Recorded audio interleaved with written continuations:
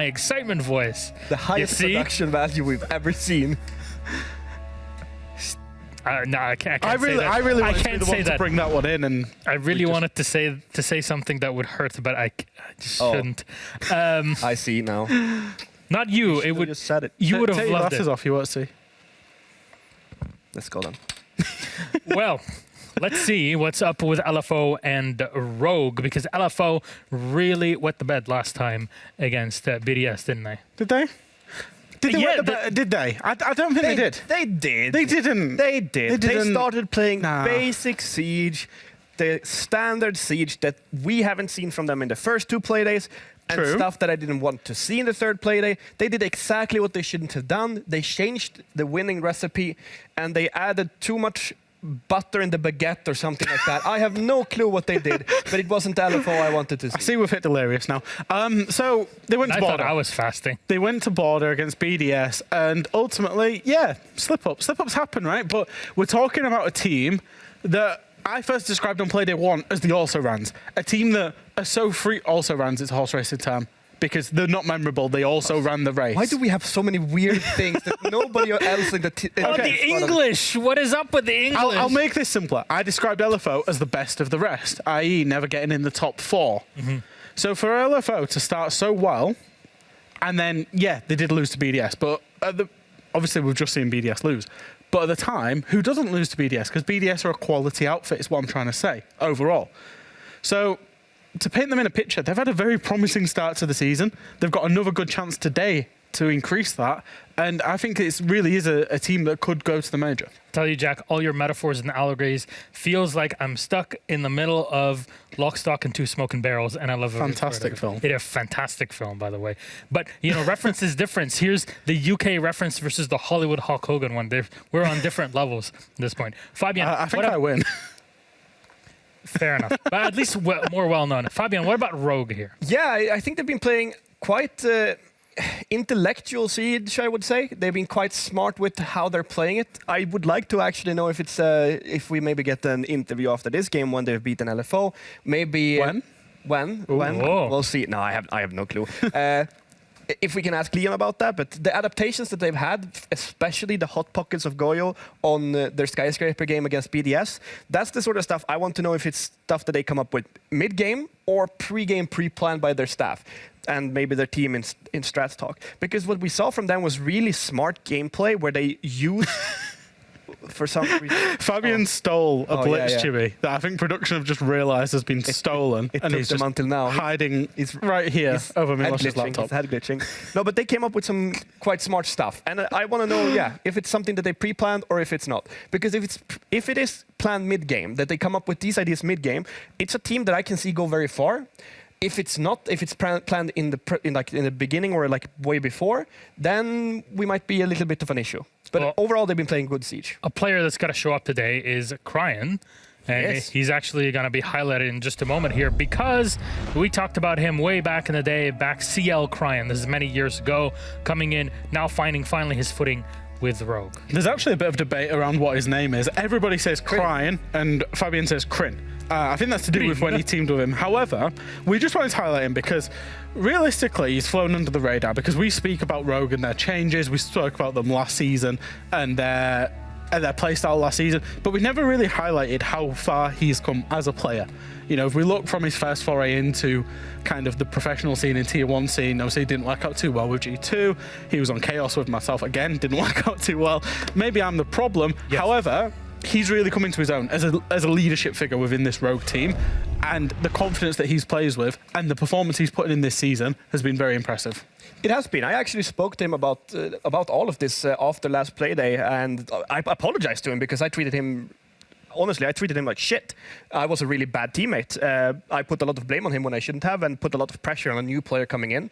And he actually told me that's one of the things that he's learned absolutely most from in Siege. Those 2 months that he played with us was some of the most learning Siege that he's ever done, which I think is quite impressive, even though it was such a bad stint of gameplay for him. But he's really coming into form, and I think that the stint he had with Chaos, it didn't really show the true him. The one that he had with us doesn't show the true him. There's been an improvement curve since since G2 right the way through to now. He's improved just exponentially as a player and probably as a person as well. Yeah, he's really come to his own here on Rogue. Our map ban, what does it look like? 9-map pool, A are out, 1 is left. Which one will it be? Show me the money. It's Cafe Dostoevsky. His bank, unfortunately, is banned out. No ATMs for you today. And that's our attacking start for LFO as Rogue has picked the defense. As we talked about earlier today, it seems like defense is the right way to go about it.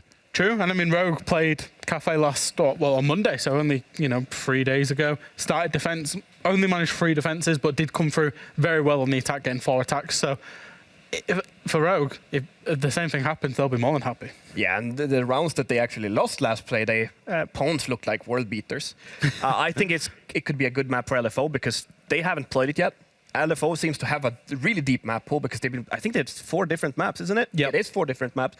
So it's just, it can be a good map for them. They can study what they did on Monday and then counter that. Mowgli can create a lot of space for LFO, particularly to set up those executes. He's a crazy boy. He definitely is. Oh, it's swinging off the trees, like they say. Yeah. Mowgli. It's a reference. Jungle Book? Yep, I get it. Totally. Jungle Book? Yeah, I got it. Okay, good. Yeah, but he does it. We all get it. But when you do it, it's just like in that air, out that one, and nobody is understanding anything. A bottle of water. That was absolutely terrible. No, I didn't try to A do it. bottle of water. I didn't Okay, try to Fabian do it. Fresh, thank you very much. That's LFO versus Rogue. Let's toss it back to our casters that have been here for quite a while. It's Ace and Fluke. Enjoy. Ooh, I want to be like you, Milosh. We would get the reference. This side gets the reference. Hi, welcome back. Am I Ace? Is this Fluke? No. Nobody knows. Nobody knows. That's what I was going to say as well. Hi, it's game 5 of 5. We've casted every single game so far, and that train isn't stopping. Why? I don't know why. Well, Rogue, this for me is probably the closest matchup of the day, I think, between these two. LFO, Rogue, it's just going to be so close because they've both had big moments, they've both had tough moments, and on Cafe, it's going to be a real throwdown between these two, and I'm looking forward to it. I mean, I think that's the thing is we've had an interesting day. We've had an interesting slew of results today. And this is the one out of all of them I was the most unsure of in my predictions. I think there's been a couple of close games, but here it's very tricky to put together. I think it's got us split as well in the predictions. We've gone, I think, 3-3 maybe, if that is the 6 of us total. It's very even. It's late. We've done a lot of casting. We're doing our best, and you stick with us. LFO versus Rogue, getting underway. Ying and Thatcher, so that Ying ban coming in. Interesting one. Yeah, it's not the most commonly seen removal. It's a sort of fair play against a team that can strike quickly with it. It's a good gun. It's a good gadget in the right hands, a gadget that's about to go through a little bit of a change as well, if you've read the patch notes. And to be honest, that change, I think, is more significant in sort of comp because it gives you something else to burn things with. Gonna have Maestro coming in as that final ban, and we will get things underway with Rogue going to be on the defense to kick us off, and it's gonna be attack for LFO. Now that might not actually bode too well for LFO. Sorry, for Rogue. LFO we've seen be able to really use aggression well on their attack, get in there quickly. Helby joked that it was the 20-second meta again, except this time it was the first 20 seconds rather than the last. Of the game. And that really does sort of sum up the way LFO played a few of their first games, and particularly rounds on Chalet, I can remember specifically. So being on the defense of Rogue might not be ideal. I think it's the start as well. Cafe can be a good battle space for Rogue. It's a map that they've done well on, and obviously they've taken a recent victory on it. They've been able to take some points on it before. LFO are no strangers to the plays that can be done here, and I think one of the things that I like about Dostoevsky is it offers good tactically minded teams good inroads. It's why, when we sort of saw the strength of LATAM, some of their plays and approaches here were unbelievable. It was breathtaking in the SI, not the most recent one, but the year previously past, the plays that they would sort of operate here on this map were different to pretty much everyone else's. It gives you room for growth for tactically minded teams. It does. Reading is going to be our first site. Then Rogue going to be trying to hold on to the mid-floor site, and I would imagine LFO going to be moving in quickly to the top floor. Is this something that Rogue can punish, though? If they expect the aggression, they can lean into it a little bit, and they can maybe just play a little sort of meet fire with fire and see if they can outgun them in the early rounds. We haven't had anything over the top from LFO. Bibu is waiting here. He knows it's coming, and look at that! Absolutely beautiful from Bibu as he takes down Leon, as Rogue tried to do exactly what I suggested, and that was meet aggression with aggression. Mowgli able to then double down, finds himself the kill onto Kanto, and that should be a lot of top floor control for LFO gained very, very quickly. Well, now, Rips, what can you do here on the backside of Pillars? We have already seen that they have a good bout of awareness here on the plays that Rogue might be putting down. Mowgli is putting huge bout of pressure in, and he's one that you need to see sort of come into a swing. Deepek has his own idea, knocks him out of the park, and at least stems some of the blood as Kanto got caught up in the mix of things, and it's a bit of a bite back, an instant response. Cryan is going for the creep up on the opposite stair set to see if he can try and put some of the pressure back in. He's concerned. There's a bit of a watch going down. When they have the man advantage, it's something that they can do, sort of dedicate a player to just be a concern on that sort of play.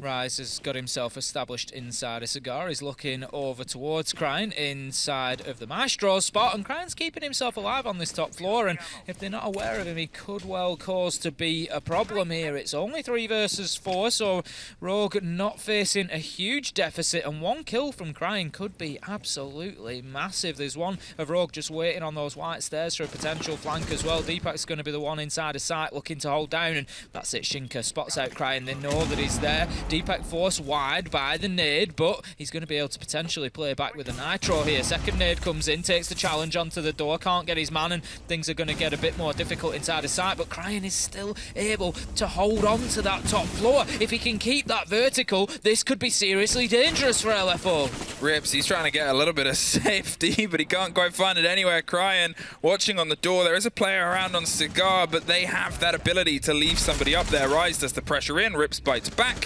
stops the hop over. There's Cryan getting that strike from above. Bibu's got to act now, but Cryan's able to slink away. Shinka is going to take this time to get that kit down.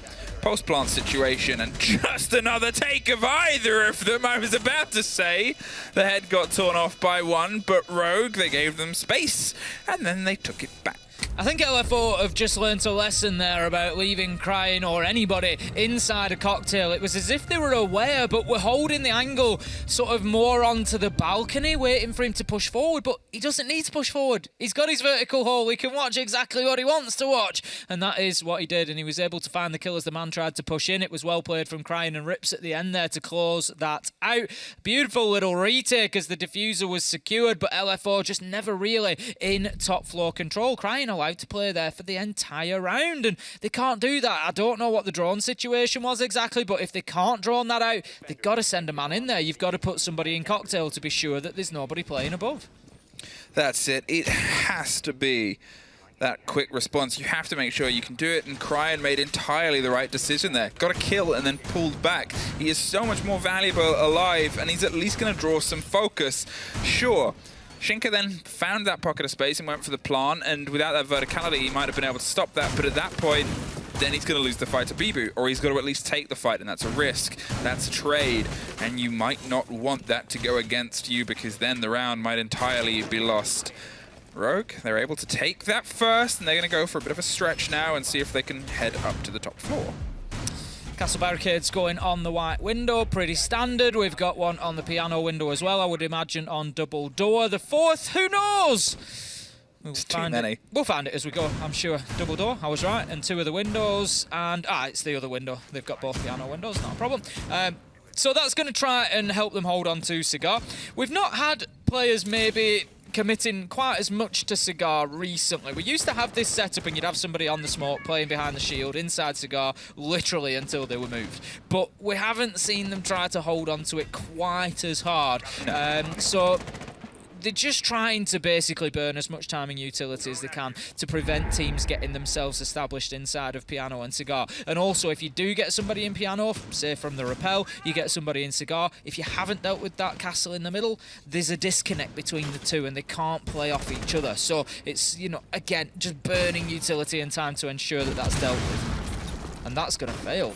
Ooh, the second is a success, but hey, what's that? Oh yeah, 2 kills that have now come through, including the Ash, and Mowgli is gone once again. Rise bites back, takes care of Leon. The mute is off the board, and that takes a little bit of utility out of the pockets, but still, losing the Ash and losing the Finker so early on, you've got at least some of that utility already used before they died to get rid of that castle window. Cryan is still playing in that position, though. He's still going to be causing problems. They now have the body advantage, and it's a huge rotate coming out here from Rise. It is a huge rotate, going to burn up a lot of time, but I don't think that'll be too much of an issue for LFO. They've got stacks of it left on the clock with half of the round yet to go. IQ of P4 pushing in. Not sure he's aware of Cryan just playing on the stage, and Cryan once again just keeping himself off the radar. We saw it last time around, and if he is free to move onto the flank here later in the round, he's going to be absolutely devastating. Deepek just dropping a little bit deeper away from Pixel's spot. Comes back for a little peek, but I think that's more just to take attention away from Cryan, and if it is, that is smart play. He's dropped himself all the way back to white, successfully manages to move around. P4 gets ripped, but is traded out, and there is the play. I kept banging on about it, but for good reason. They didn't drawn out Cryan, and he has hurt them again. Our analyst picked up on him on the pre-desk, and he is looking electric so far tonight. I mean, that's it. It just plays so perfectly into what he likes to do. And he knew the response as well. He knew as soon as he got the first, the sort of gamble is to see if you can try and lock in the second, but you expect a response of fire. And he just had that little bit of extra sharpness. He drove it home. Rise, well, he drops it, and you can see the energy's coming through here. Cryan. I like that, because obviously they fist bump towards the camera. We've seen many cameras destroyed, but Cryan's camera's too far away from him now, so he just sort of holds up like a powerful fist, like he's scored a goal. I mean, I like it because he could be an actual superhero. He could be a superhero. Couldn't he? If anybody in the Siege scene was going to be a superhero, I think Cryan could be the one. And he's definitely got the pause down. He's definitely got the, as you say, the power pause towards the camera there, and it's really doing something for Rogue at the minute. It's injecting a little bit of ferocity into them. He's 6-0 right now. It's a pretty good opening. It's not bad. I mean, as far as first 2 rounds go, it's not bad. And I think that's the thing here as well from the side of LFO. They've been able to cobble together a few kills across the board. They're able to do some damage, and it was a 2 versus 2 post plant that they lost in the opening round. That is close. That just takes Bibu to be, you know, half a second earlier, and he probably would have got the kill onto Cryan after Cryan got the vertical kill there. It's, you know, a mistake that has cost them, and Cryan has got confidence, and that's going to be something LFO have to respond to. It is. In we go to round number 3, down to Kitchen. It's going to be Rogue to try and complete the defensive sweep, and right now you wouldn't put any money against them because LFO have struggled to get themselves into this one in any real meaningful way so far. It's not been particularly close. They've allowed Cryan to run rampant so far, just not closing him down. Hopefully they're going to learn the lesson there and make sure that they are using those drones effectively, but already down to 6 drones. Of course, Twitch will have some additional ones. She only gets 1 regular one, but still not ideal. No, and that's the sort of problem right now because that loose player is, well, sinking ships. They have themselves a lot of attention paid towards this corner player in VIP. It's an important part to get a hold of. And Cryan just swings on. He does what he wants. And he escapes and rips off of some support. Deepek's there. It's suddenly a 5 versus 2 because LFO went, we're going to get you. And then Cryan went, bye. And then the rest of Rogue went, hi. From several different locations, we had pitter-patter of feet and the pitter-patter of dropping bullet shells on the floor. Honestly, that teamwork was beautiful from Rogue there. And again, I can't help but wonder if it's just a little bit of a lack of information from LFO there, not being aware that, you know, yeah, we're going to chase in and we're going to try and get this trade. Your trades are important, but you can't just throw yourself into the blender to get them. And that's exactly what they did. It's almost as if they weren't aware of all those challenges that were going to come forward. And being that it's nice and early in the round, there is the potential that they weren't. P4 just creeping along now, trying to get a view into VIP. Playing a little merry dance with the man in there, and Deepak steps out with a shotgun. Flawless round as Leon finishes us off, and Rogue, they're cruising, and it feels like every game so far tonight has started this way. Bartosz, prepare the backwards James Bond meme. You got to get that text posted backwards because we have another 700 and we have attack timeout. Tim. Is this going to be as effective as Navi's? Sorry, as Eminem's? Tim, level with me. Are we about to have another game that goes heavily one way and then sweeps back the other way? I think we might have. I mean, it's down to Rogue. I can't see LFO just getting completely run over, if I'm honest. They didn't have the best showing against BDS last week, but it was against BDS, and, you know, they've had good performances otherwise. I can't see them just dropping off so suddenly, but at the minute, they're just not even really competitive in this. You know, they've just got absolutely baited in by Cryan and Rogue there. Cryan gets aggressive onto the window, and then, yep, see you later, I'm off up Brown Stairs. They try to collapse on him, and it's just quite clearly a trap. Well, old head of the game, Rise, is just sort of getting the team rallied. You can see BB with the conversation there. It is 3 younger gunners in Shinka Mowgli and P4. Obviously, Mowgli, the most recent addition, against 2 of the most experienced players that the game has seen. They've been around since the beginning of Siege Time. And, you know, I think when they've actively been competitors against the people on our analyst desk, you know they've been around a while. Because it's... Fair point. Both of them looked at me at the same second there. They've started careers and ended them in the time that... Exactly. You know, they're still going. And but it's important. Apart from just sassing our desk, who you can't see or hear, thankfully, it's important that those old heads of the game, the ones that have been around the block, can sort of drive home that confidence. It is such a powerful voice, and it's such an important voice as well in a team to be able to have somebody to just make sure that when 3 rounds run away from you in such a fashion that you can get your heads back on and you don't let it sort of get to you. Everybody needs that, and we've seen it be hyper successful in the game just before with Eminem, and for LFO, you're looking to see if it can be now. Moving into round number 4. Sorry, there was a little bit of confusion in my head there. My pen stopped working. So oh, that would confuse me. It would, you know. I'll worry about that in a minute. That's not a problem. We can deal with that. Bibu looking to just be careful towards those windows. We've already seen the success that he's had. Round 1, Leon wanted to try and get out of there. It didn't stop Rogue winning, though, even though the jump out was failed. I'm sure Leon's ambition to go out of that window is going to have been tempered by that, and he's going to keep himself underneath with the pulse scanner, looking for those heartbeats, trying to see if he can find a flutter of movement to feed information back into his team. Well, that's it. He's looking for the read, and he's got that player just sat there, but you kind of expect them to be sat there anyway. They're waiting for the approach. There's pings in the reveal of the drone of the players that are playing around pillars. Rips, he was in a bit of a danger spot here before, and you can see LFO are paying a little bit more attention towards this side, and they're going to see if they can cut off some of those rotations, cut them off at the pass before things become a little bit dangerous. Who's going to have the first engagement? For the first time from Rogue, it's a little bit tougher to tell. P4 on that read door, looking to possibly peek around and have a look towards pillars, but he needs to be careful because Rips is aware. Drone is going to spot Rips, and that's going to prevent the head-to-head coming in. Rips could get himself another drone, but doesn't quite see it in time. Yes, he does! That's going to be 2 down, and again, Rogue coming out on top of this information game. That drone there parked just round a corner as Rips went, and obviously if he's missed it, they might think he's just going for an escape, but it gives you an opportunity. You talked about the drone economy before, and here, once again, they're losing so much of that drone game. So much of that intel is sort of thrown to the wind, and it puts them in a pretty tricky situation on a map that can be as intricate and as sort of corner-hidey as this. A bit of presence inside mining. They're going to try and swing their way around from that towards dining potentially this time instead of the control of pillars, but Leon's still underneath, and there's a lot more danger of the soft floor here for him to play with.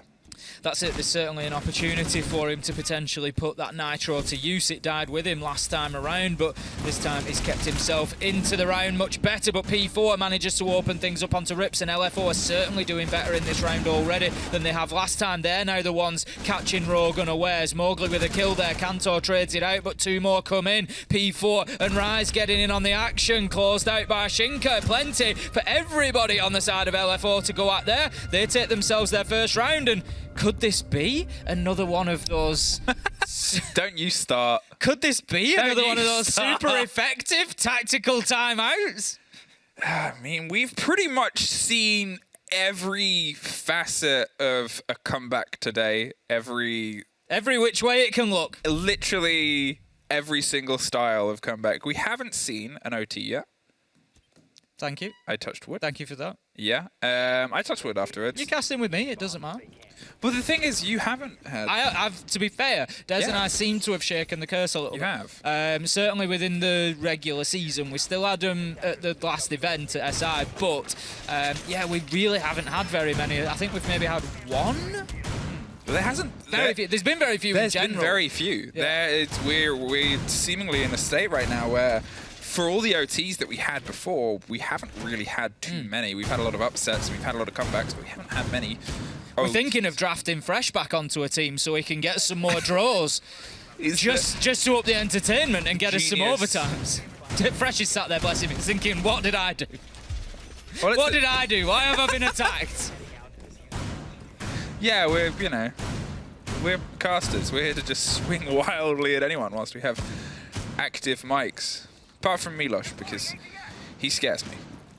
He's in charge. He's in charge. Running the desk. Yeah. You know, you can't risk that. You got to be kind to your horse. Anyone who looks like they could own a smoking lounge, like with all the books and like, be like, we'll talk about this in the lounge. That's scary energy.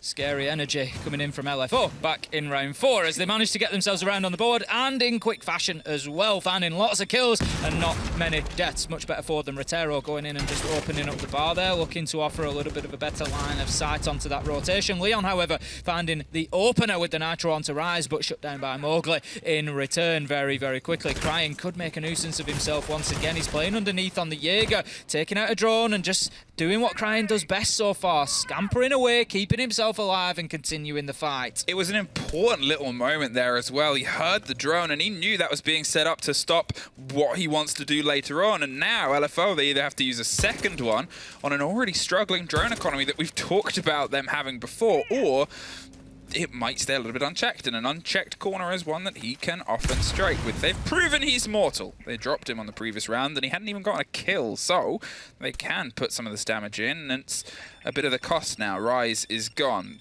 But it's an experienced voice that's going to be behind them, watching the cams, giving some clarity, and hopefully being a bit of a drive for the young gunners to get some of that shape the way they had it on the previous round. 3 out of 4 from Rogue can be found on the top floor, but there is still one out and about unaccounted for, and I would imagine that it's Crying, and it's something that LFO are going to have to be aware of because he's going to be primed and ready for a flank given the opportunity currently in Reading, if my eyes don't deceive me, off the quick flash of the screen that we had there for him. He is indeed going to be down by a Reading door, and he is just looking to keep himself off the radar at the minute, but he's not going to manage it because he's being pinged out. So now LFO are aware of him, and it's quite rightly heading himself back up White Stairs. I was going to say it's very difficult to flank on this map when teams know, because there's only 2 staircases to hold down. You have to be clever in that position. You have to know when to show your cards and when to hold them, and he's definitely holding them for now. The fight is Kanto, but Kanto's caught out by Mowgli, pulls himself back up. The Finker suffered a bit, and Shinka has also suffered on the split,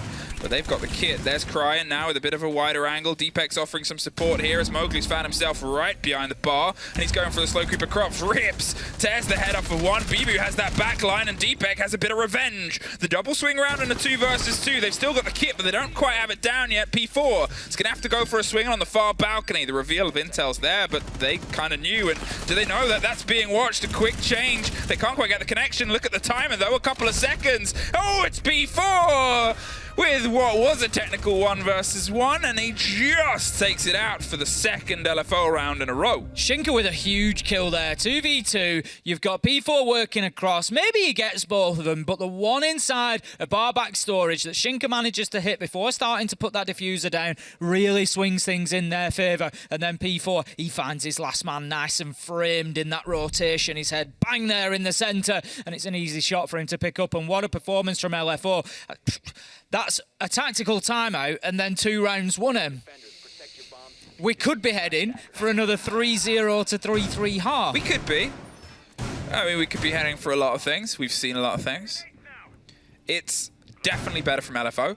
The opening 3 attacks, I think they were making huge mistakes. There's no sort of 2 ways about it. It was mistakes that I know they alluded to on the desk that they started making on border, where they weren't really attacking in the creative way they've done. Here, they've definitely stepped up. They're still stepping up. There's still the potential for more, but it's obviously more than enough right now. They've been able to get 2 rounds in a row. Can they make it a 3-for-3 split and really turn the force of this game back into their favor? Going to be down into kitchen that Rogue go for their final defence, and they're really going to want to lock this down. As you say, they don't want LFO to be able to get that favour.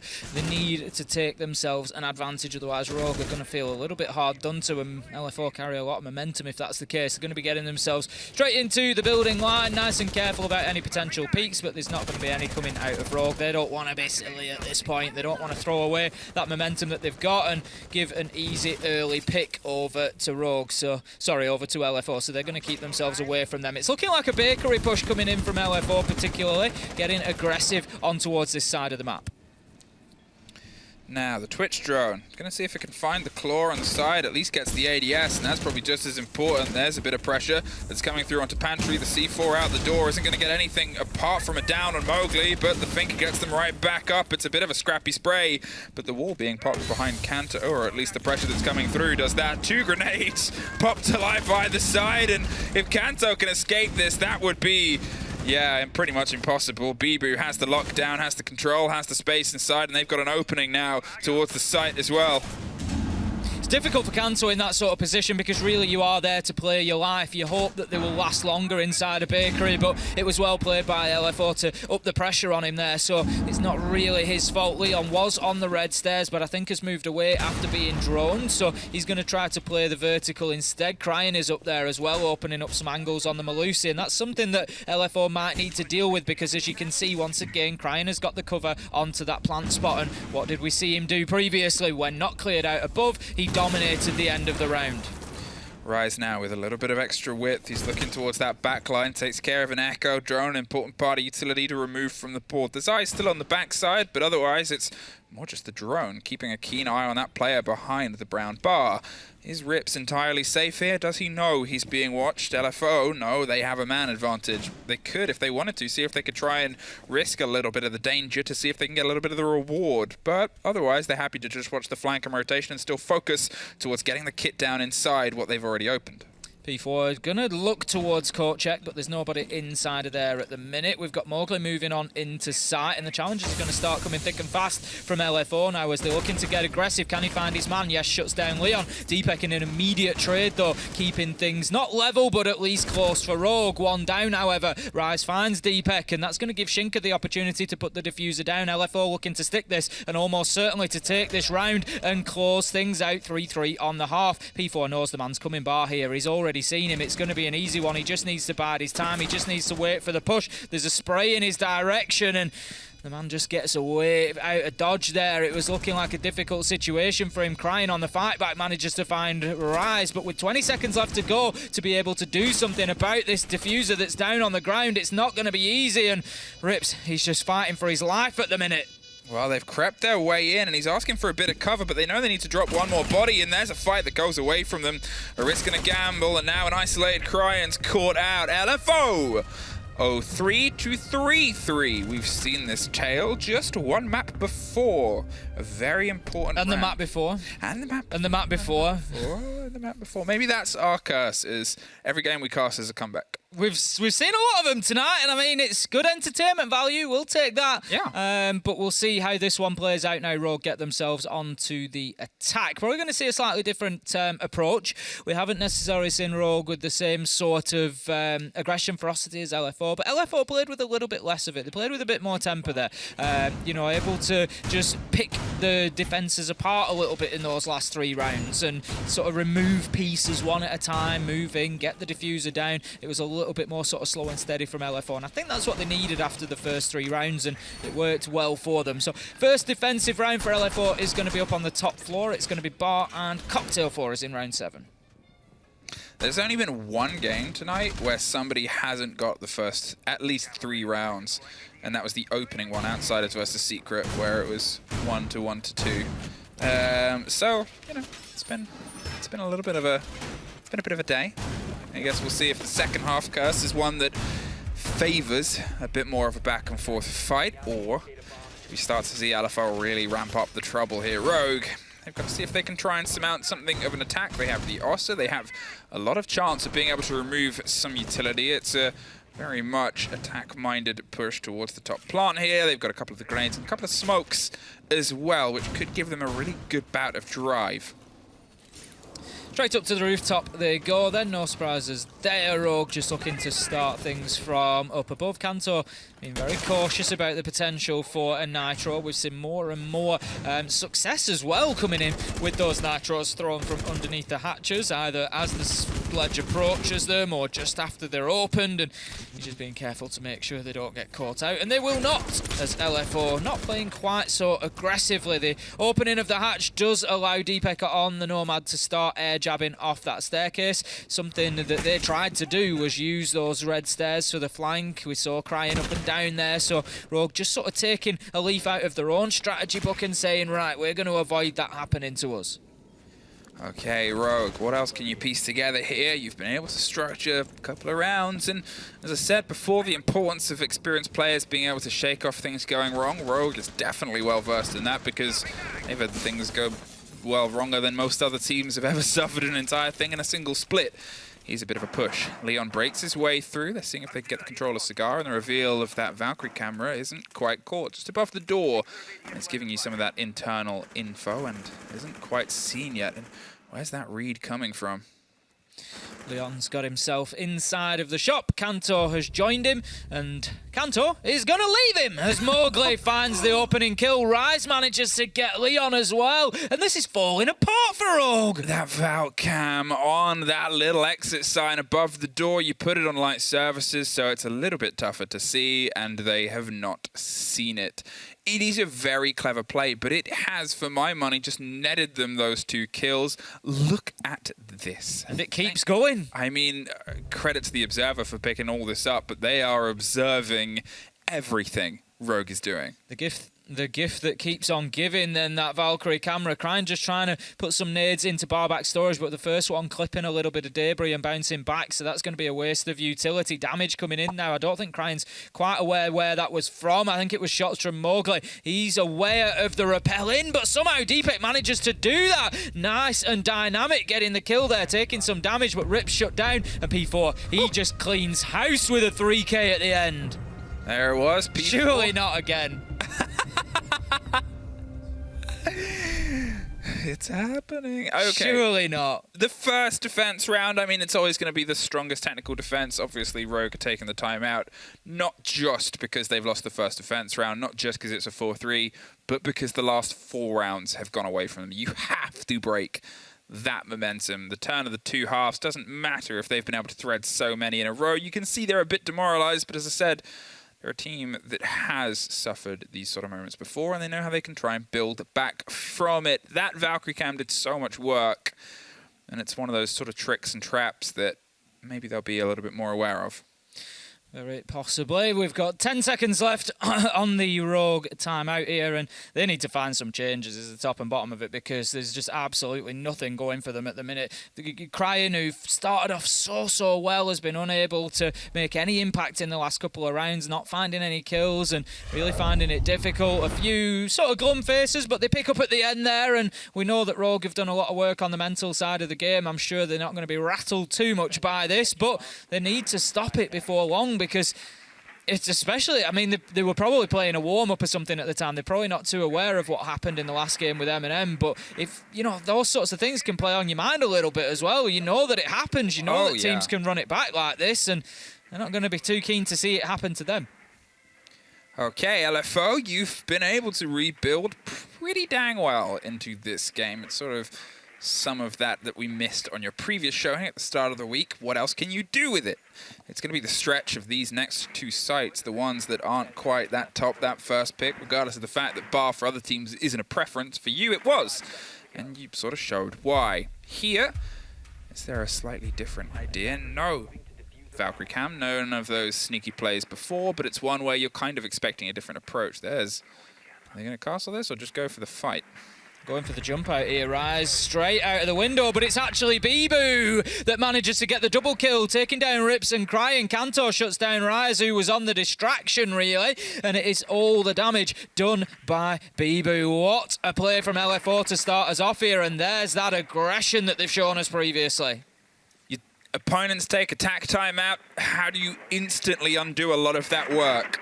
A double run out, getting a double kill, causing a lot of devastation. They've lost Cryan, the man who was the huge start on those opening 3 rounds. They've lost Rips, which is a big backline of your support, especially with the Flores drones. A couple of grenades gone, you at least still have some others left, but oh, it hurts.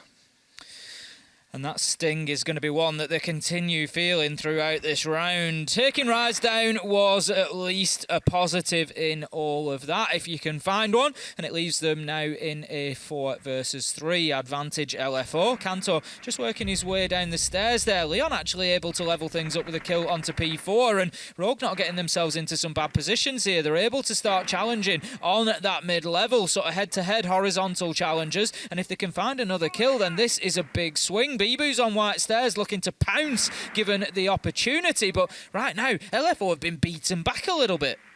It's Leon. He's dug himself into a good position there on the swing onto reading. Bibu is forced back up to the top floor. They have cams and some ideas, and they have some rotations, but Rogue, they just need to make sure they don't suddenly suffer another strike. This grenade, it rolls out just in time for him to not suffer the fight back. Pops one of those hot pockets, and Goyo is left to watch it burn. Mowgli gets in another confrontation. The burn of the flash just around the corner. Leon wants to keep pushing. He's going to go in close, and he takes one. Can't, and he does! It looked like he just missed the trick there, but a very quick adjustment, and suddenly it's a 2 versus 1. Trying to stick behind the hefty machinery, which gives you a lot of support. And Deepek's watching it, and there is that energy in the top right corner. And you can see a little bit of a smile, a great response. How do you respond to your opponent's timeout? You get a double kill run out. How do you respond to that? You win the round. Rogue playing well on the attack there. Leon able to get them over the edge. And I think LFO probably kicking themselves a little bit there. It did feel like they had the round in hand. They were on their way to getting the win, but then it was just one of those big individual moments that we know Leon Gids is capable of, and he delivered it at the perfect time for Rogue, leaving us now 4-4, all tied up, and this one's set to potentially go the distance. We knew that it was going to be a close matchup. It had us all split on the predictions. Nobody really knew which way this was going to play out, and after 4 rounds in a row for LFO, you started to worry about Rogue, but they've been able to put the brakes on, and they've taken that train off the tracks. They're just bearing down the last couple of shots to find that second head. You could see the adjustment. Leon was going to pull off for a second. The other man came through, went, I'll go in for a second, because they're shooting me already. Got a huge connection, a huge drive. And a big repick coming through here from Rogue. They've got an alternate strategy, a bit of a juggle of operators. Deepek's on the roll of the Flores, Rips on that flank watch now instead. But can they get themselves back into the lead? They've done what a lot of teams have found impossible. Stop a team coming back from nothing and winning the map. Very, very true, but Can they stop them winning the map? That is yet to be seen. Rogue get 1 round, but they're going to need 3 more if they want to take this one in regulation, if they want those maximum points to keep them fighting in the league table. Cryin dumping the drone into square. Skylight Rips just hovering around, waiting for Kanto to clear out that hatch. Will apply the air jabs. This is pretty stock standard setup, as we would expect for Rogue to get themselves into that top floor and start clearing out. Not attacking onto the top floor, of course, but wanting that vertical superiority. Mowgli, he's not going to overstay his welcome there. Drone's just pinging his location out. He's dipped away, but he hasn't gone down the white stairs. He's actually going to keep himself inside a cocktail, and now chooses that it's the time to leave. Big angles held down towards here. Rogue, they're trying to shepherd and slowly push LFO back down towards the lower floors. They're doing it slow and steadily. They know that LFO can be sharp. They know they can be aggressive. And they know they've got to be cautious. There is Mowgli. He's just almost caught out by the drone there. He's going to hit the kitchen hatch with a pre-fire. Not going to go for the rotation, which is wise because, well, Rogue could set themselves up to catch if he had gone for that. And there's still a whole floor worth of sight for them to get through. It's been very good at wasting time, and a pre-placed C4, as pointed out to us by our wonderful observer medics, might be the one that gets the bite here. The cameras. The Valkyrie camera is going to be taken out, so that will reduce the information and therefore the likelihood of that pre-placed nitro being used successfully. Once Rogue get themselves in there and start opening up, they'll have to judge it based on where the ceiling is being opened above them. For the time being, it's dining that's being opened up. We've got the Zephyr running in and around the machinery of mining, but is not going to be found out by any vertical explosives for the time being. Just looking on those vertical angles, trying to get anything going at the minute, clear out utility, maybe find a shot or two onto somebody, start damaging them. There is a Valk cam left that they haven't seen though, and that could be dangerous. It's going to give a lot of information as to where and when to peek if they choose to do so. I mean, it's just it, isn't it? Once again, we're watching through the eyes of the man watching those that are trying to watch down. Cryin finds Mowgli.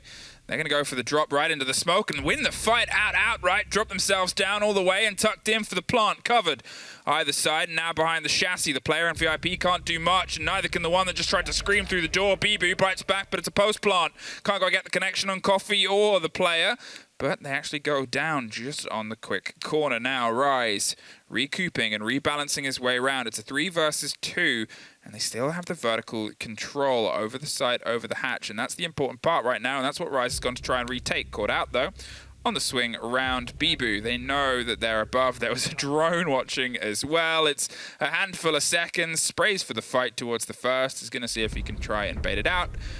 No chance, no dice. Another round for Rogue, 5-4. Here come Rogue. They are fighting their way back into it. They seem to have fallen asleep in the middle of the game there, but certainly waking up in the last couple of rounds and getting themselves back into the swing of things. 5-4 now and taking things into round 10. It's going to be a top floor defense this time out for LFO, and they find themselves in the position that Rogue were a couple of rounds ago, knowing that they need to put the brakes on here, but finding it difficult. And the thing is, they don't have that magical tactical timeout back in the pocket anymore. They only get to use one, so there's no opportunity for LFO here. They have to see this through to the end. Okay, LFO, you've been able to pull yourself back from deficits before, but now you're getting dangerously close to, well, losing out on a potential point, and then maybe losing out on all of them. Here, Rogue, they've threaded 2 rounds. We're back to Bar, the site that was the start, and it was a camera that got all that intel. A camera they never quite found out by the end of it, and they'll know you're playing the Valkyrie, and maybe they'll be a little bit more aware of, wait a second, how do they know where we are at all seconds of the day? Well, that is the answer. Those blackout cameras have been extremely valid. I mean, they always are. We know this, but I mean, you're a Valk. Valk man. You. Val, I don't know if I'd go as far as. You defined the game. Are you? Well, you know. I don't like to say it myself. Yeah. But the thing is, we get Valk banned out a lot, and I think because teams maybe aren't. They're not on top of looking for them all the time. They're getting put in some tricky little spots, and they just seem to be surviving tonight. You know, we're seeing 2 out of 3 maybe taken out, but the one that's left, how much impact have we seen it have a couple of times now? So something that Rogue definitely need to be aware of. We're going to have a little explosion going off there. No damage done, and we will continue into this one. 40 seconds in. Rogue not really established inside of the map yet, looking to cut off any of those rotations in the white corridor, but they're going to head up the stairs in a second. Yeah, they sort of realized that the pressure from the top of red, well, it just didn't work, did it? And they're going to see if they can try a little bit of an alternate here. Deepak droned up around on the core. Whether they knew there was a player loose here going for a fight before or not, they seem to have some attention paid towards reading. But Bibu fires first onto the drone, and that gun doesn't have a lot of bullets. He's going to take the second engagement, but Shinka offers some modicum of support here. Bibu is still looking for the next engagement, but there it is. Shinka above, hunting for a man with a shotgun. It's fish in a laundry room. And he's able to escape, not entirely clean. Kanto, he's looking for a route out here, and they're trying to find a way just to lock him out on the door. There's more support coming through all the way. Kanto needs it as well. It's a little bit of a bloodbath on the mid-floor right here, but it's also attention that can be paid towards the site itself. Shinka has to pay attention to the swing, and Rise is able to find Cry, and it's going to come through over the second story here, and Kanto is still a little bit locked in, opens himself a rotate. Bibu is on a sliver of health. It just takes a spray through, but look at P4.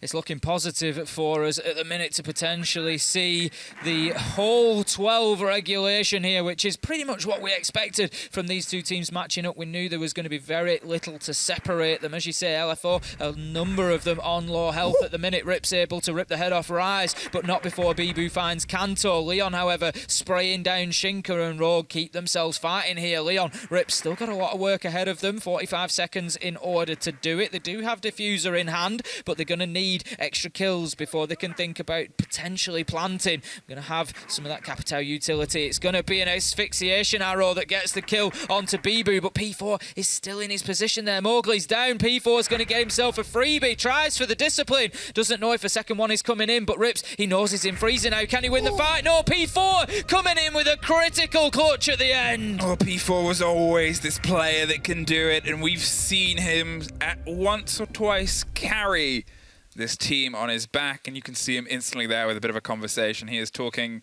to the team, and, you know, once upon a time I said it takes those old heads to settle the score, and sometimes it takes the young bucks to try and bring it back up, get that energy, get that movement back in, and wow, 5-5, we're starting a little bit of a do-si-do. Reading room is where we're going to head to next. It's also worth remembering Bar is the only sort of site that we've seen them actually take on their defense. They've got to now see if they can stretch that to another one. And to be fair, when we were here before, it started well. It did. And the thing is, this is now sort of make or break time for LFO, isn't it? You know, it was 3-all in the first half. Rogue were able to secure 3 successful defences. If LFO want to take this to overtime, they need to at least match that by getting another one. Now, if they want the win, they've got to better it.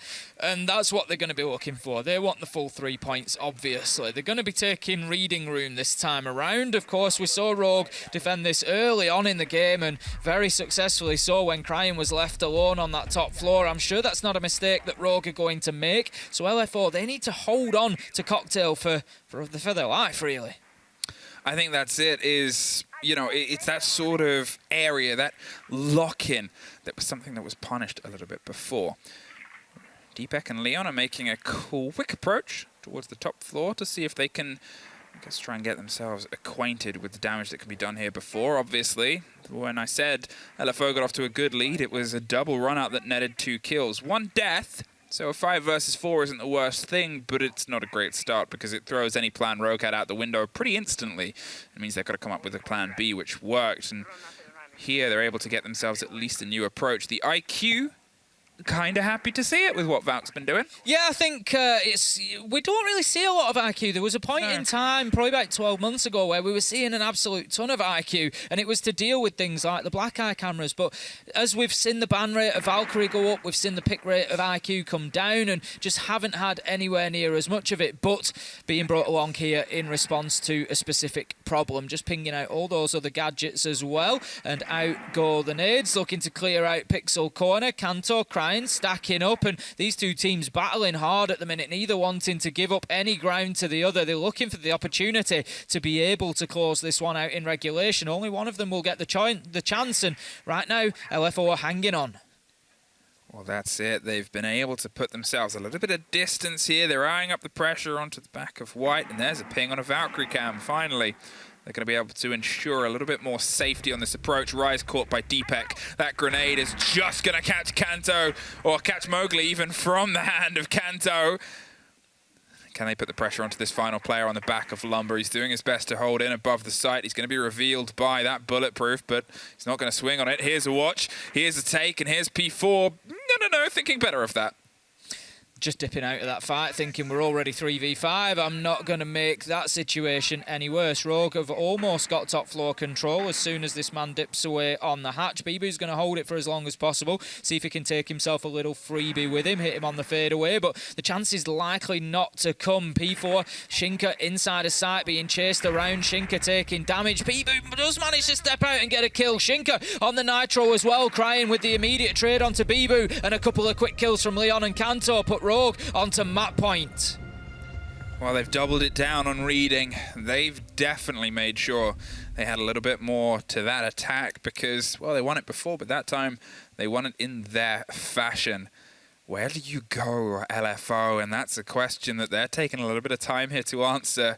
They're going to double it down here on reading, make it the triple, and see if the third time is the charm. It is the magic number. And, well, they've got to see if it can be the magic one to take us to maybe our first OT of the night. Who knows where we could end up at the minute? You do feel like Rogue are the more likely to win this, not based on the score. I know they're the only ones who can do. Please don't get me in the Twitch chat. I realise that. What I'm saying is, if either of these teams hit 6, it just feels like Rogue have got the momentum. They're hitting shots. They're the ones going in and getting a double kill, getting a triple kill, and getting themselves that advantage. The rounds that LFO win, it's more like they hold on. So if they'd been the ones to get them onto 6, you feel like Rogue could maybe bounce them back and get them into overtime. Rogue just seemed to be in the driving seat a little bit for me. Hey, Deepak, what are you doing? What is he doing? I mean, we'll see if this connects. We've seen Amaru plays. I'd love to see it. Before, we've seen these quick strikes before. We've seen sneaky plants up. Kitchen hatch is one route of taking it. We've seen it as direct drives up to the top floor as another way of doing it. You've pulled off the IQ, but thankfully Rips has picked it up. I still think that is probably one of the smartest decisions, but we're omnipotent. We see what was struggling. We certainly do. We've got the advantage of the top-down and all the extra information that comes with it. We've got the Amaru up on the rooftop, and at the minute, Deepak not using the Gara hook at all, so not putting that gadget to any use. Sometimes you'll see it zipped up onto the roof, if not even through a window. Just get up onto the roof nice and quick and start doing that work, but he didn't. He chose to repel instead, and for the time being, we're not going to see any use of it. He's going to head down the front of the building, though, and may take the opportunity to zip himself up and in through, I'm thinking, cocktail balcony window, maybe. That's it. It's a little bit of a reconvening. He wants to try and strike onto the back line at the same time as the pressure that comes across the front. If he can be a burst of gunfire, it could be huge, but you cannot just go for it, or you probably shouldn't just go for it with at least some pressure and some noise being made elsewhere. They've got to do a little bit of work. So Deepak has to do a little bit of wait now as the rest of Rogue starts its approach on the opposite side. There's some concern. A little bit of a side drift there, just taking out the camera over the top, and now as the rest of the bodies pile in, some steady work, but look at the body that's underneath inside train. Could be a pivotal position if it can be held. Leon just searching for anybody playing underneath pillars, and this is very tentative so far. Neither team wanting to lose this, but the question is, does one of them want to win it? P4 looking to step out, and we've still got that threat of the Amaru. Deepak just waiting for his moment. He's waiting for the call, but as you said, he needs noise. He needs this. He's going to go in. He's going to look to find somebody in cocktail. Shots come into him from pillar. Rise manages to find Crying, and that's going to be a big opener. That's the shutdown. Kanto manages to get one in between onto Mowgli, but 4 versus 3. LFO now starting to edge this round away from Rogue. Very well responded to there by LFO. A little bit of a mistimer there between the two, but it's Leon that bites back and is able to keep himself ready for the next engagement. He's keeping the fire hot. He's going for the push. He's been able to take some of this pressure. They have verticality. They also only have about 30 seconds left. The drone rolls its way out to pillars. There's still a lot of locked doors on the site itself. They're seeing if they can can get an eye or an angle towards that close corner plant there on that Christmas doorway, but it's otherwise not been revealed for now. LFO, they're retexturing, resurfacing, and maybe restructuring here. Shinka's knocking now on the door with a little bit more width to it. Kanto's still trying to hunt for the players below. 10 seconds as they go for the drop. Finally, there's a ping and some pressure. They don't quite get it out. Shinka is able to strike one, give themselves the body balance. Kanto goes down. Rips is all that's left standing, but without a kit and without anything else towards the site. It's an LFO round, and it's an OT. We're going all the way in this one. We really are. We knew it was coming. It had to happen at some point, and it had to be the last game of the day. This was always going to be the closest. 6-0 we found ourselves, and it's going to be the best of 3 rounds. Just 3 to go, Em. No more than that. That's I can guarantee you that. It's what you want at a best of 5, right? At the end of a best of 5. You want to finish it on overtime. You want to finish it on Let's see. All right. Now that I've heard the quote, I've got it's got you get like those like siege calendar bucket list moments. Bucket list moment. That's bigging myself up a bit, is that? It's my bucket list. I'm allowed to put on it what I like. I have a calendar, and my siege calendar for the month of A, it's Ace, not the month of A. For the month of U, it's got that quote on it. We're going all the way. It's going all the way. Well, there you go. In a fireman's outfit. You got to live it. You got to live it. And we'll see who's going to live the win here. LFO are on the defence. There's no advantage to be gained, really. Both halves have been 3-3, so neither team taking a massive advantage out of either side. Bar and Cocktail will be the defensive side. If we have a quick look back, LFO defended this in round 10 and in round 7, and they won it both times, so that's not going to be an ideal start for Rogue. Only twice the kit's gone down throughout this showdown so far, and one of the two it was diffused. It's really been a game that's ended up with 2 great teams of gunners going at each other. They've both sort of been trying to find a structure, but they know how to respond to each other, and it's kind of that game, it's kind of that face that's developed over the past 12 rounds, and there's only 3 potential more for us to see, maybe less if someone can try and thread it, and we haven't seen a couple of threaded rounds in a while. Rogue, they're starting on their attack. They have some pace, and they've lost this site twice. It might offer LFO some confidence, which is why they've actually adapted themselves. They've changed up their hold a little bit. P4 is much closer. They have the player on the hatch ready to drop, hoping that there's a quick play and pace towards Cigar, but they'll have to read that hatch is open. They certainly will. The Twitch drone going underneath is going to feed that information back in. Raj just dropping away, supported by P4 inside of there for the time being. So LFO stacking Piano quite heavily at the minute and not wanting to let go of it. We've actually got the Aruni underneath as well. That's going to be Bibu playing in and around the reading room for the time being, but also being droned out. Rogue doing a good job of gathering thorough information, but 4 drones left, a couple for DPEC potentially, so a maximum of 6. It's not looking great for them. They're obviously making the most of what they've got, but they don't have as many as they might like. Well, an upside down repel, and they've definitely got something they like there. Rise taken out of consideration quite early on. The Kaid, you assume, has already done his work, but still, to go down that early in that sort of position isn't something that they've kind of had happen to them at all on these holds and these takes before. Again, just a little missed moment is something that Rogue can respond to. LFO know this because they respond to it in pretty much exactly the same way. Now, Rogue, what can you do with it? There's the player behind, the stacked up wood on the far side, and you've got a couple of smokes and ready to go for it. You're concerned of the loose chance of an LFO run out, though. P4 just roaming underneath at the minute. Still got Nitro in hand. There's a ping. It's going to be an absolute freebie, but no! Look at that for timing. Rogue just able to scamper away. It was Cryin who was led potentially on top of that Nitro, and that tells them now that there's one underneath. If they can get a line onto White Stairs, they might just be able to hold P4 out of the rest of this round. That's exactly what they do. DPEC gets the kill. Cryin with the nade. It's all falling apart. Bibu goes down. It's 1v5. Mowgli, he finds one. We know he's got the talent. We know he's got the ability, but is the Star's going to align? Absolutely not. Cryin finds him from the washroom, and that's going to close it out for Rogue, and that puts them in the advantage and onto the defence.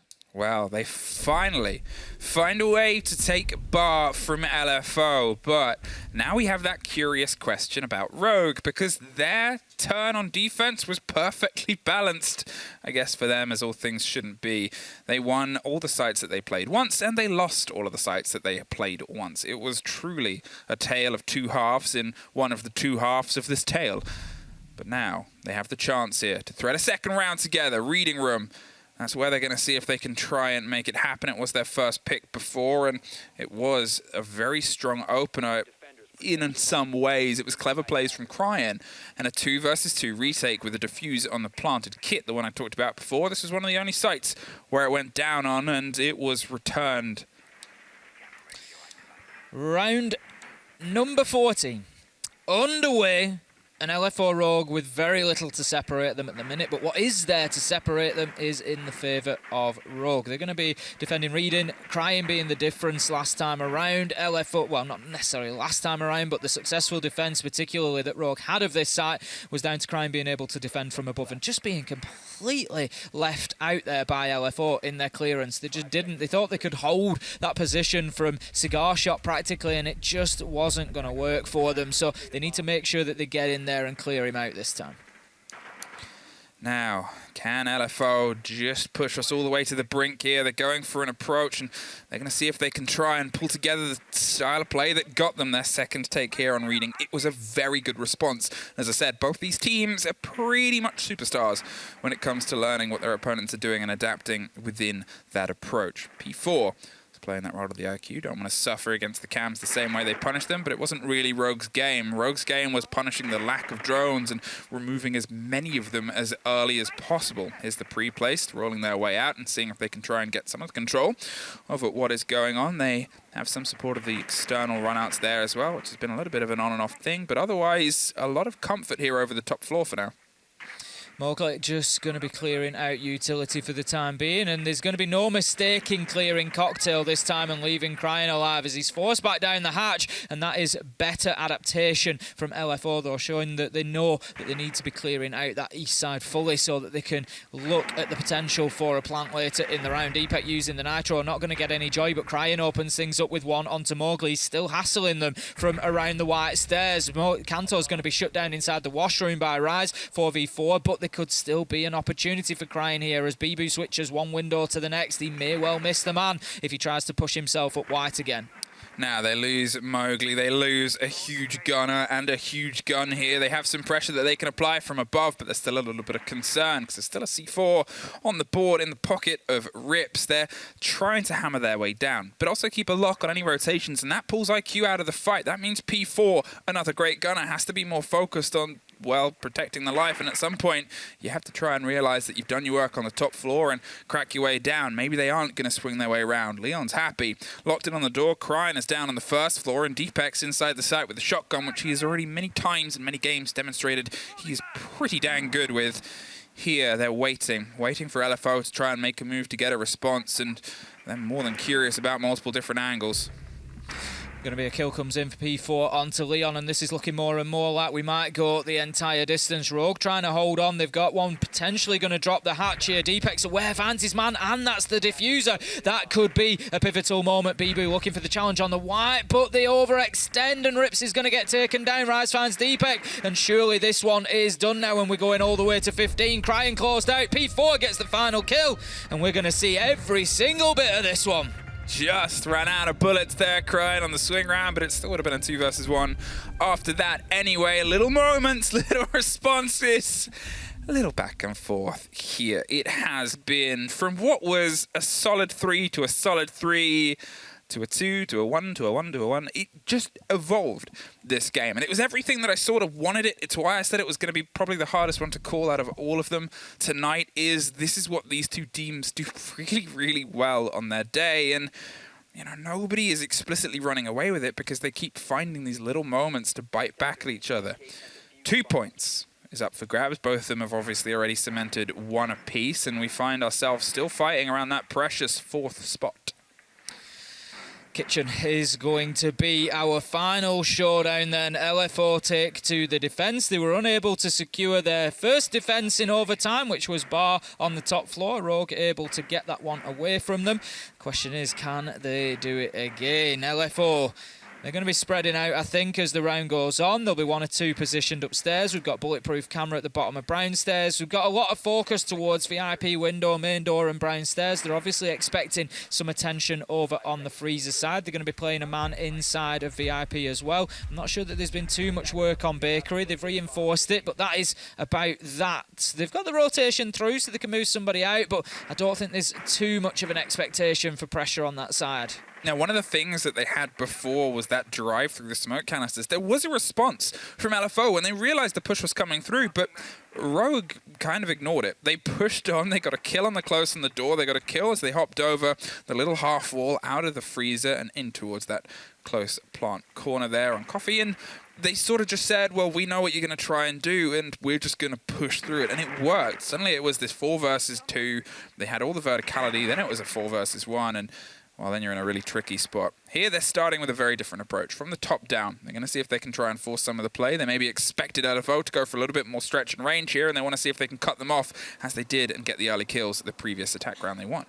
Deepet just holding the angle here, takes a little pot shot through onto White Stairs, not going to find anybody. A minute into the round, we are still searching for a kill. Cantor moving in with Crying, looking for the top floor dominance. They're going to have it, and they're going to be able to start moving down towards the mid floor, but that's when they're going to meet a little bit more resistance. I think Mowgli on the Malusi is playing underneath there. He's in dining. He knows that the pressure's going to mount inside a piano. He hears the hatch getting opened up. What he doesn't hear is the shots coming in from Crying as he smartly moves down White Stairs and gets the shots through the soft wall. That's going to be the Malusi gone, and that's advantage Rogue. There it is. C4s are being thrown up, but they have the drone revealing the ping saying, yeah, it's roughly about here. No, it's about here. Kanto, he's baiting it, or the best he can. Instead, just takes a smart move and shoots it out of the sky.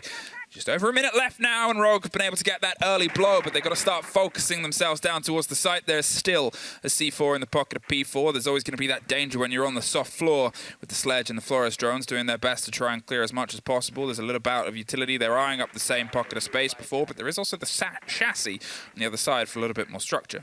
Tero going for a real just drone around there, seeing what information could be found. No utility could be found to be taken down, and ultimately I think it runs out of time there. Kanto continues opening up the vertical angles, but LFO happy to drop themselves back into Bakery now, and that extension out there is giving them the freedom to do so. And Aid's going to go in to clear a little bit of utility in there, and this is going to be very soon a potential plant attempt. Well, there's the difference here. P4, he's on a new position. Rise is trying to, but Deepek has the cover. Rise on the back stairs, can't win it out. Rips, gets one more. Leon's going to see if he can try and stick it in. Crying is keeping pace with the huge kill work done before. Bibu is dropped. Deepek ends the flawless here. A huge performance from the new boy from the Benelux, who's been biting at C1 for the longest time. Rogue, a hard-fought victory for sure, 8-7. Well played from Rogue. They really had to fight their way back into that after what looked like a very promising start. The middle of the game was tough for them, but they showed great mental fortitude and take a well-deserved 2 points. But LFO, they don't go empty-handed. They'll take themselves a point onto the league table as well. I mean, it was sort of everything you wanted on the cap on the day for these two teams. It would have felt a little bit short if either of them hadn't brought a bit of a game. But that's it. That's our mid-table fight. That's a whole night of upsets and a little bit of balance in the chaos at the end. It's been a pleasure to replace Des and to cast alongside you. Of course, reciprocal. Reciprocal. And as I Google what that word means, we'll throw it to a quick break and be back with the desk.